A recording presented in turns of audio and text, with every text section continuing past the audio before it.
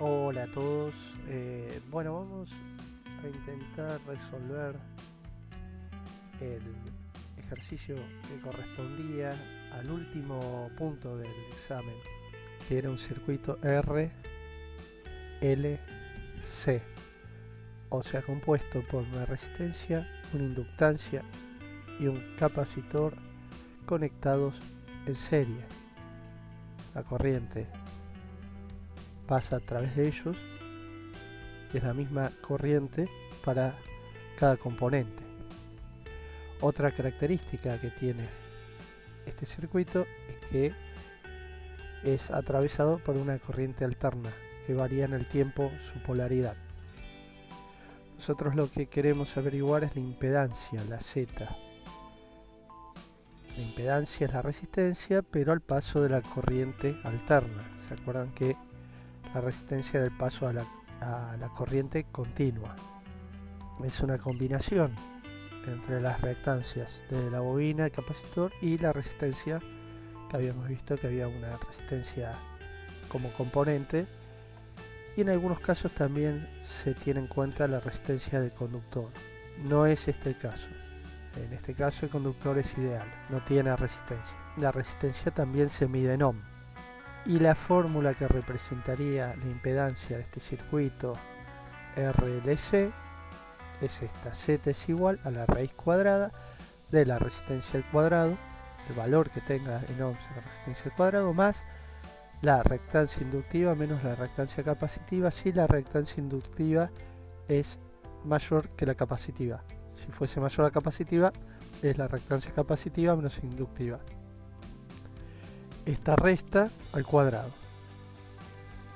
Teniendo el valor de la impedancia, podemos calcular por ley de Ohm la corriente. La corriente es igual a la tensión total que vamos a tener sobre la impedancia que medimos.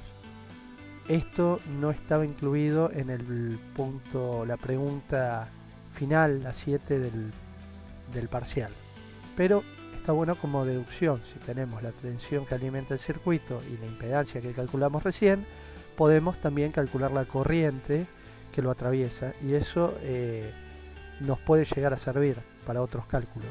Igual el ejercicio pedía la impedancia, que ya la tenemos, y el desfasaje de las ondas, ya que recuerdan que la bobina y el capacitor desfasaban en forma distinta la onda de tensión respecto a la de corriente.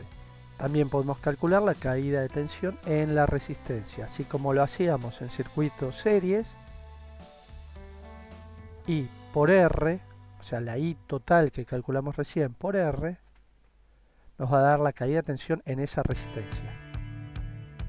Bueno, a esta altura nos damos cuenta que podemos calcular la caída de tensión en la inductancia, o sea la bobina, teniendo la corriente y el valor de la inductancia.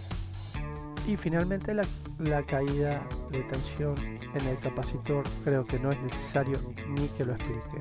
Estas tres cosas que estuvimos, en realidad cuatro, la corriente y las caídas de tensión, no eran parte del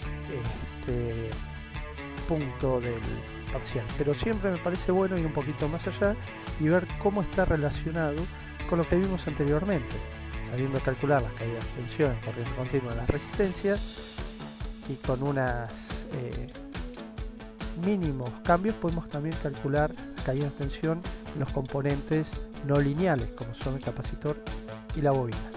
Entonces tenemos la caída de tensión en la resistencia, la intensidad total por resistencia; caída de tensión en la bobina, la intensidad total por la reactancia inductiva;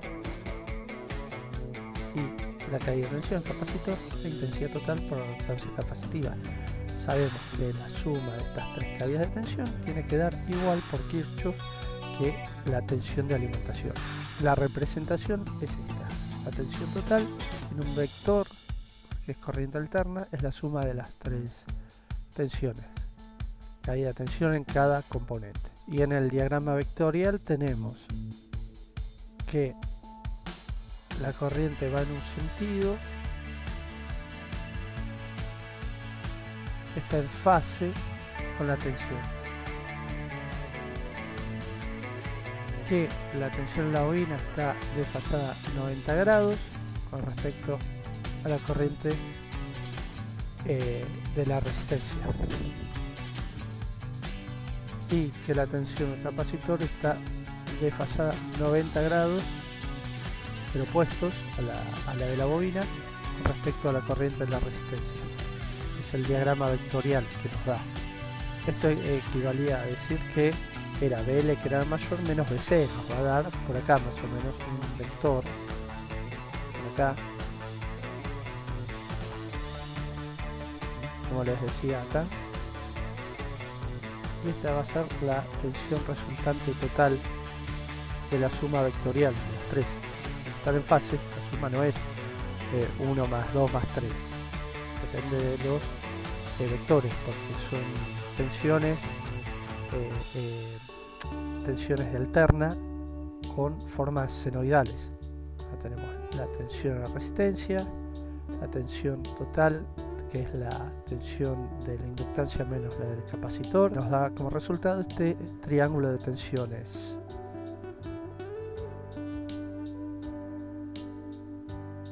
Como podemos ver, es un triángulo rectángulo y está íntimamente relacionado con el triángulo trigonométrico.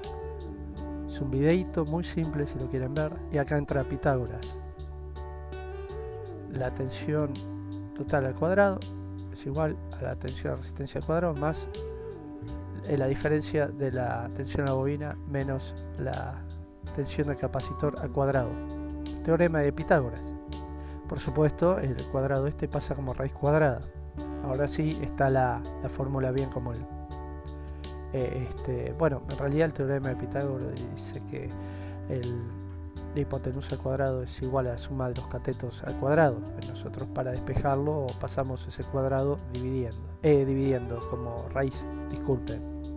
Y lo otro que pedía el ejercicio era el desfasaje entre las ondas de tensión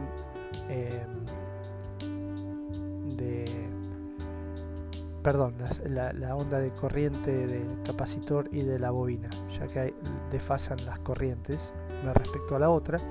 Eso lo vamos a ver en el próximo video, ya que este lleva casi 8 minutos, así que en la parte 2 espero que sigamos con los cálculos que tienen que ver con trigonometría. Pequeño adelanto, básicamente el seno del ángulo es el desfasaje y corresponde a un pequeño regla mnemotécnica que es SOR car TOA. SOR es seno, car coseno, TOA tangente. SOR la O es de opuesto sobre radio, y lo opuesto era la relación de diferencia que había entre la tensión de la bobina y la tensión del capacitor sobre la tensión total, que es la hipotenusa. Pero eso lo vamos a continuar en otro video. Así que bueno, espero que les haya gustado y nos vemos en el próximo.